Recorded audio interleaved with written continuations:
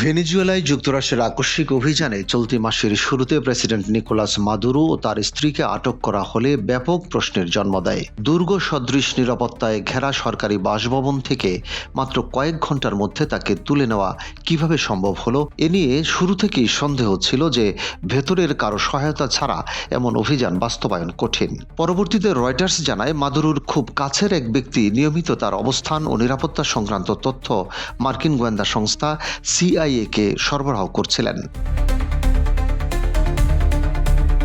এর ফলে অভিযানের আগেই যুক্তরাষ্ট্র মাদুরোর অবস্থান ও নিরাপত্তা ব্যবস্থার বিস্তারিত ধারণা পায়, তবে ওই ব্যক্তির পরিচয় প্রকাশ করা হয়নি, ফলে জল্পনা আরও বাড়ে। এই পরিস্থিতিতে নতুন করে আলোচনার জন্ম দেয় রয়টার্সের আরেকটি অনুসন্ধানী প্রতিবেদন। এতে বলা হয়, মাদুরোকে গ্রেফতারের কয়েক মাস আগে থেকেই ভেনেজুয়েলার স্বরাষ্ট্রমন্ত্রী দিওসদাদো কাবেলোর সঙ্গে গোপনে যোগাযোগ চালিয়ে যাচ্ছিল ট্রাম্প প্রশাসন। এমনকি অভিযানের পরও এই যোগাযোগ অব্যাহত রয়েছে।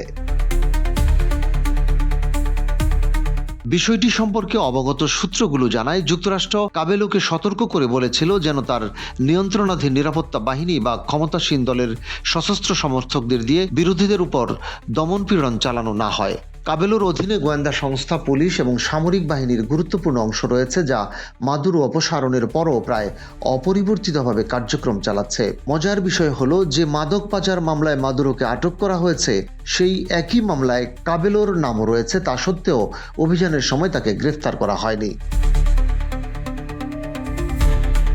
সূত্রগুলো বলছে, ট্রাম্প প্রশাসনের শুরু থেকেই কাবেলোর সঙ্গে যোগাযোগ ছিল এবং মাদুরো অপসারণের ঠিক আগের সময়েও এই আলোচনা চলেছে। বর্তমান পরিস্থিতিতে ভেনেজুয়েলার অভ্যন্তরীণ স্থিতিশীলতা বজায় রাখতে কাবেলোর ভূমিকা যুক্তরাষ্ট্রের কাছে গুরুত্বপূর্ণ মনে করা হচ্ছে। ওয়াশিংটনের আশঙ্কা, কাবেলো যদি তার নিয়ন্ত্রণাধীন বাহিনী পুরোপুরি সক্রিয় করেন তাহলে দেশজুড়ে সহিংসতা ছড়িয়ে পড়তে পারে এবং অন্তর্বর্তী প্রেসিডেন্ট ডেলসি রদ্রিগেজের অবস্থান দুর্বল হয়ে পড়তে পারে।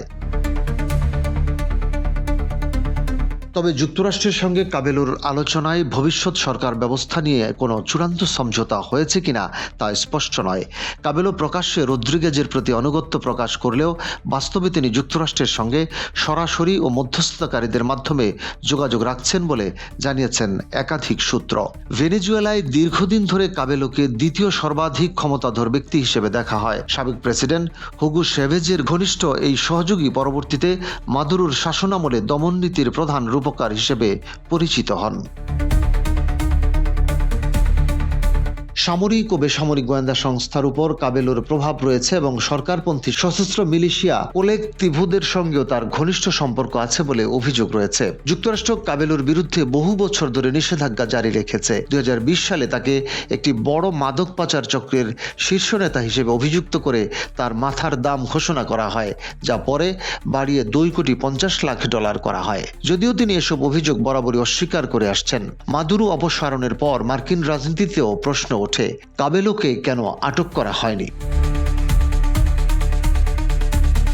কেউ কেউ মনে করেন কাবেলো মাদুরোর চেয়েও বেশি বিপজ্জনক হতে পারেন। যদিও কাবেলো যুক্তরাষ্ট্রের হস্তক্ষেপের তীব্র সমালোচনা করেছেন। সাম্প্রতিক সময়ে দেশ জুড়ে নিরাপত্তা তল্লাশি কিছুটা কমেছে এবং রাজনৈতিক বন্দী মুক্তির ঘোষণা এসেছে। বিশ্লেষকদের মতে, আপাতত ভেনেজুয়েলার স্থিতিশীলতা বজায় রাখা এবং দেশটির তেল সম্পদ ব্যবহারের সুযোগ নিশ্চিত করতে যুক্তরাষ্ট্র কাবেলোর মতো প্রভাবশালী নেতাদের উপর নির্ভর করছে। তবে তার অতীত ভূমিকা ও ক্ষমতার দ্বন্দ্ব ভবিষ্যতে ওয়াশিংটনের জন্য বড় চ্যালেঞ্জ হয়ে উঠতে পারে।